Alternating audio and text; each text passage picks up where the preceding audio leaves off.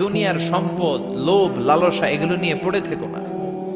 এই যে আমাদের ফ্যামিলি, আমাদের বাচ্চা কাচ্চা, আমাদের এত টাকা পয়সার হিসেব, মাস শেষে বাড়ি ভাড়া, গ্যাসের বিল, এইটা সেটা, আপনি কি মনে করছেন যে আপনি চলে গেলে এগুলো থেমে থাকবে?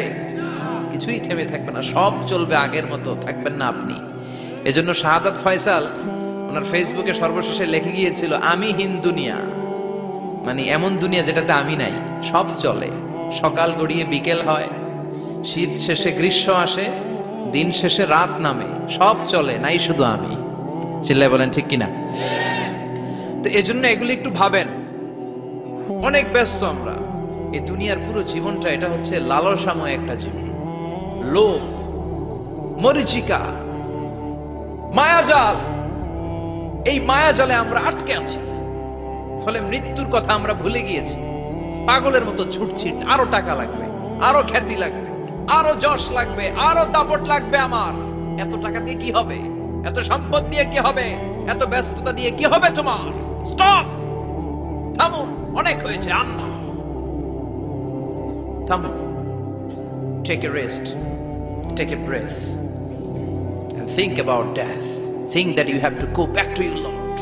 একটু বসেন না, একটু ভাবেন যে আমাকে চলে যেতে হবে, চলে যেতে হবে। এই কোলাহল, এই ব্যস্ততা, এগুলো থাকবে, থাকবো না আমি। সাইয়েদনা ওমর ফারুক বলেছেন, মুতু ক্বাবলা আন তামুতু, মরার আগে একবার মরো।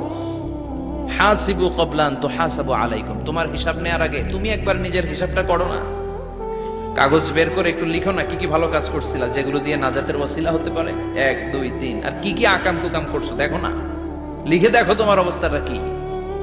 মরার আগে একবার মরো। মরার আগে খাটের মধ্যে শুয়ে শটান করে চোখ বন্ধ করে একবার মরার ভান করে দেখেন কেমন লাগে।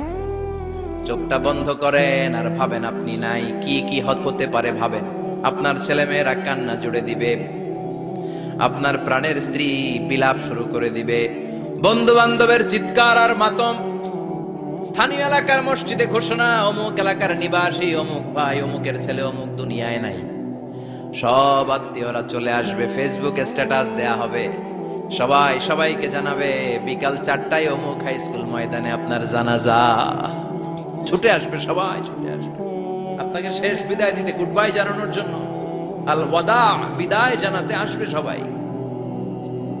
4 তাকবীর দিয়ে আপনার জানাজা হবে, অশ্রুসিক্ত জানাজায় আপনার বিদায় হবে। কাঠের খাটিয়ার মধ্যে করে কাঁধে তুলে আপনারে কবরে নেওয়া হবে, আগে থেকে খুঁড়ে রাখা কবরটার মধ্যে আপনারে বিছিয়ে দেয়া হবে, বাঁশের কচি দিয়ে তার উপরে মাটির চাপা দিয়ে সব চলে যাবে।